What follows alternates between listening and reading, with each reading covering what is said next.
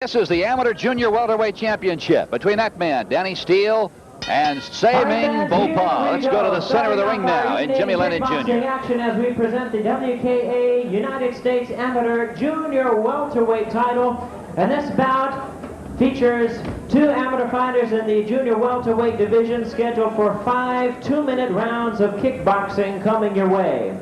Introducing to you first on my right, he is fighting out of the blue corner. He enters the ring wearing pink trunks with black trim.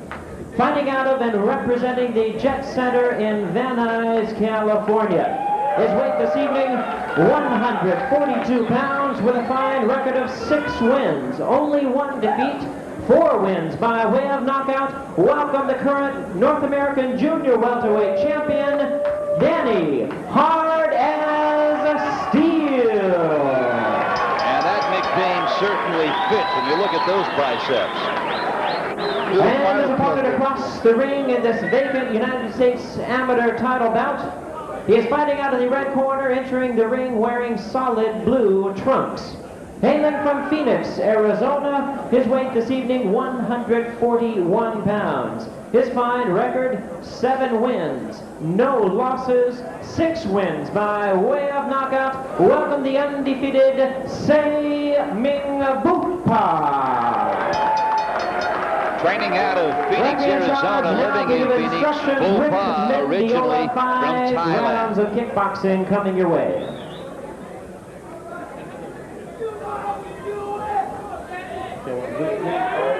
You guys know the rules. Okay, when knocked down, go to the neutral corner. Touch gloves and come out fighting. It's interesting, as far back as the martial arts go, there always, Blinky, seems to be a grudge between the Thai fighters and the American fighters. The Thai fellows always seem to think, hey, we started this sport, we're much better than the Americans will ever be, but in the last couple of years, I think the United States fighters have begun to take their toll on the Thai fighters. There's not a question about that. I think it's because of the variety of technique that the American fighters are bringing to the sport of kickboxing. Bopouha, good right kick to the head. And you know, Phil, you always notice with the Thais, they have very powerful kicks. I mean, many times you'll notice that all their kicks just always seem to be just powerful.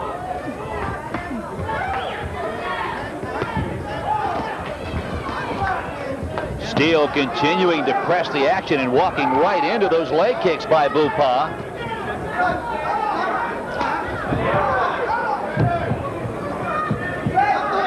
Well, watch the way Bopouha snaps that leg out. Yeah, he does. Right there, Danny Steele decided to just back up, and Bopouha just completely missed him. Many times what you'll see a fighter do is pick up the leg to block the kick that's going to the legs, or he'll just drag back out of the way. There's a high left leg, and then Danny Steele comes right back with a right hand of his own. It's kind of like, let me introduce myself here real quick.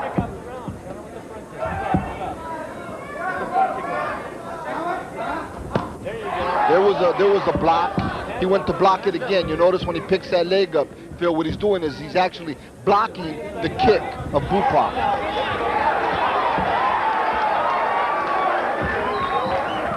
Danny Steele out of Van Nuys, California, in the pink trunks with the black trim. And now he's getting a warning to keep those kicks away from the knee joint of Ming Bopouha. Off the front kick off there now. Take your time, man. Move in now. Notice Danny's come out, and he's already let 3 right hands go that have landed, and he seems to be effective with that at this point. Bopouha landed a right hand of his own right there.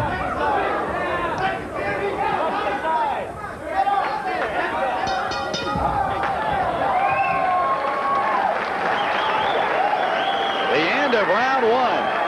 And an action-packed first round it was. These amateur junior welterweights are scheduled to go 5.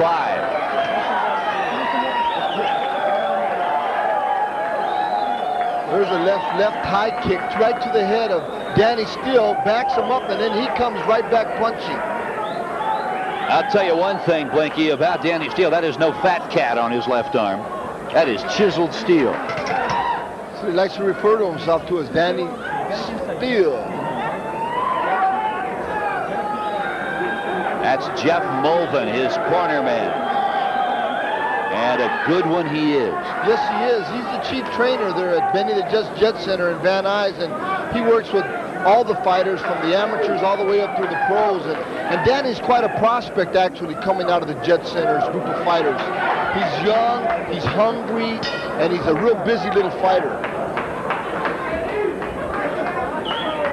Set to go now in round 2. These junior welterweight amateurs are scheduled for 5 tonight. That is Danny Steele in the pink and Ming Bopouha from Thailand, now living in Arizona, in the blue. Good overhand right by Steele. Followed up with a left roundhouse kick to the body. There goes another left round kick right under the right elbow of Bopouha. That left leg is finding a mark.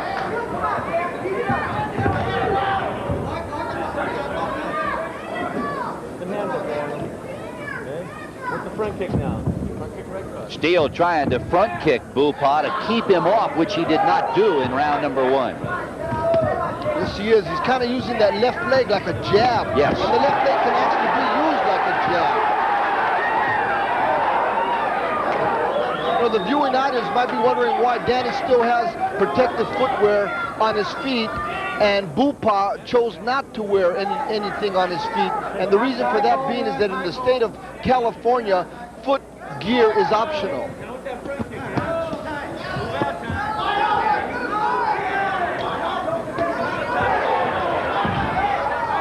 You know, Phil, another thing with the Thai fighters, very rarely you see them use any real spinning kicks or things like that. They basically use a roundhouse kick to the head or a front ball kick to the body. The left leg just to push them away to get their distance for the right leg. And actually, this particular fighter here, Bopouha, is using his hands more than most Thai fighters use them. That's a good point. Thai fighters normally absolutely incredibly adept with their feet, but don't really have the boxing skills we see here with American fighters. But Bopouha, here in the second round, began to use the fists and used them effectively.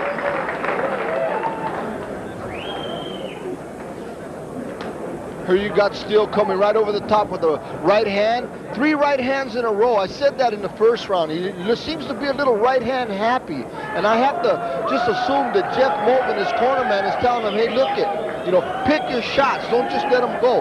Set something up before you let the right hand go. Either a left roundhouse kick maybe, or a jab, either to the head or to the body.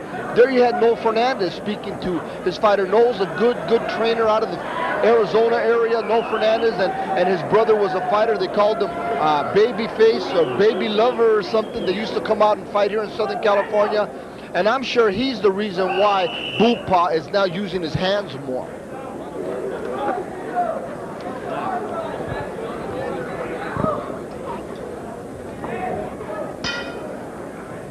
Round 3, the junior welterweights are scheduled for 5, and boy, through the first 2 rounds, it has been a flurry of activity. See, right there, I noticed Danny Steele coming out, and he threw 3 left legs out in a row, trying to get his distance with that left leg. He threw another one right now. There they go.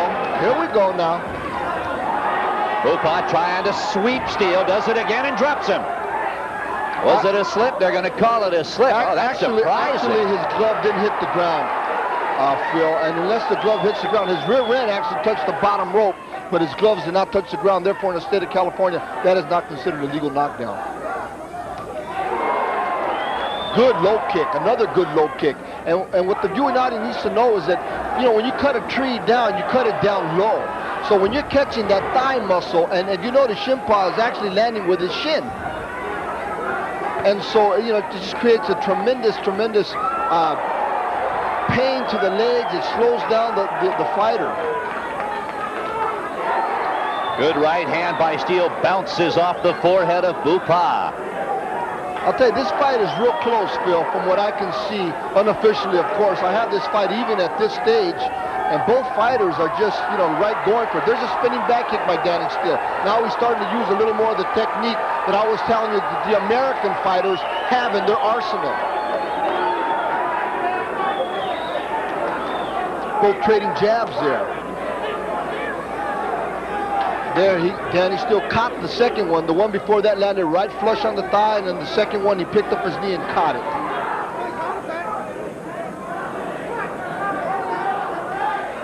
You gotta remember, this is an amateur title on the line. You got two young, hungry amateur fighters here vying to one day be professional fighters, so they're going for it. Ming Bopouha, and in the first round, he was firing those front leg kicks and firing them at will. It looked like 16-inch guns on the Wisconsin. I mean, he was letting them fly. Yes, he was, and it's typical of the Thai fighters. They come out and they immediately begin to open up with power kicks. Now, the difference between a power kick is you can see the torque coming right from the hip on a power kick, opposed to a flip kick that is just looking for distance.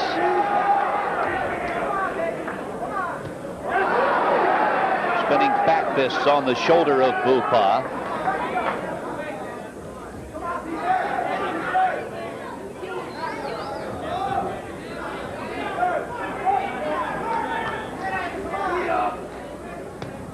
Unofficially, I have Bopouha up by 1 round. I don't know. I called that last round even. I have this fight actually going even at this point of the fight, Phil. Good right hand and a good left by Steele. How do you do? My name is Sue. And another right hand by Danny Steele. And he has Bopouha hurt this round. Whoa. Nice counter spinning back kick there. Bopouha takes a good left roundhouse. Steele has certainly picked up the action here.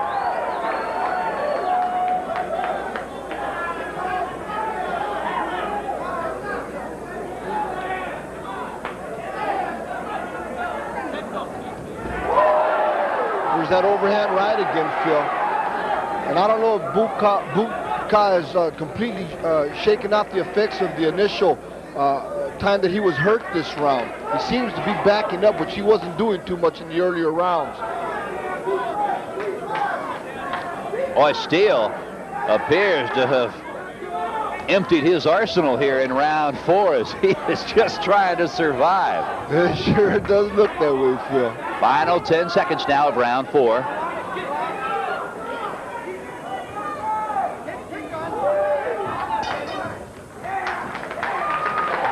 You know, you see a real mutual respect at the end of that round. They both given, they both taken, and there's that respect there. Here's the combination of punches that hurt Bopouha in this round. Here you see that right hand again by Steele. He comes back with a left leg that doesn't land and just begins to let the hands go. Being this is still an amateur fight, you see Danny Steele winging the punches a little, but had enough sense, balance to recognize that he was still in position to let that spinning back kick go there at the end, Phil. I would not be surprised if the handlers of both Ming Bopouha and, of course, Jeff Mulvin in the corner of Danny Steele are telling each of their fighters, hey, this is an even fight. The winner of this fight is going to be the winner of this 5th and final round. I think it's that close, Blinky. I agree with you. I think this 4th round was a big round for Danny Steele. I don't know if it was a 2-point round or not, but it was a big round. It was pivotal. He's going to have to keep the pressure on now in order to win this fight. 2 minutes left. Danny Steele in the pink, Ming Bopouha in the blue.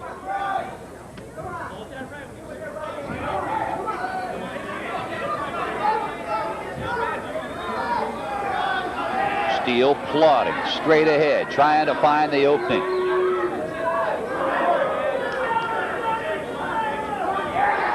That's where he wants Bopouha up on the ropes, and watch Steele begin to unload.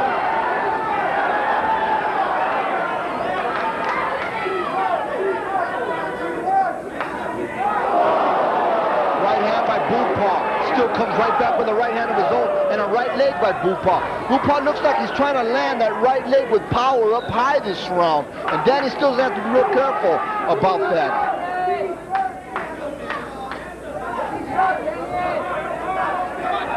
This has been an outstanding amateur junior welterweight championship fight.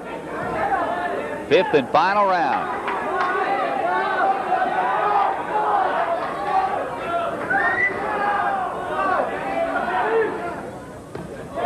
Good roundhouse right Steele. Follows it with a spinning back kick. Now Steele goes down. It's a slip. It is not a knockdown.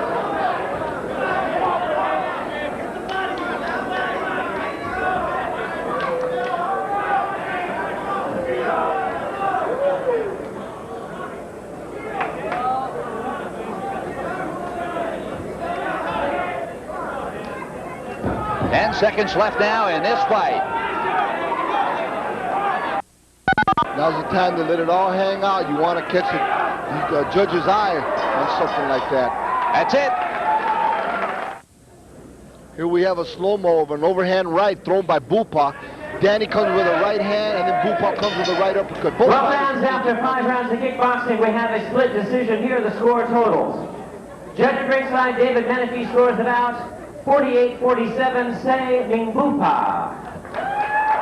Judge at ringside, Cecil People scores about 48-47, Danny Hard as Steele. Judge at ringside, Howard Sidman scores about 48-47 in favor of the winner, and the new U.S. champion, say Ming Bopouha. You can't get any closer than that. It is a one-point victory, a split decision for say Ming Bopouha, and he can go back to that quick start in round 1. Yes, he can, Phil, but at the same time, you hate to see either fighter lose in a very close fight like this. You got to remember that 4th round that Danny Steele had. That was a bigger round than Bopouha had in the first, Phil, and as a result, I thought that possibly he might edge it out, but nevertheless, the judges got a better viewpoint sometimes because they have different angles of the ring in which to perceive the fight from.